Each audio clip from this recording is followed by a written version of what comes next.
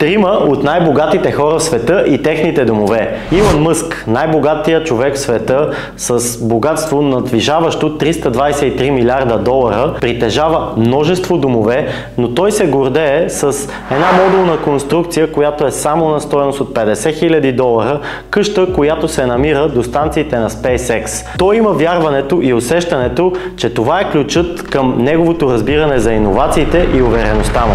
Лари Елисън, втория по богатство, притежаващ над 224 милиарда долара, съосновател на Oracle и много голям колекционер на луксозни имоти. Главният му дом се намира на Хавайте. Там той притежава по-голямата част от острова Ланай.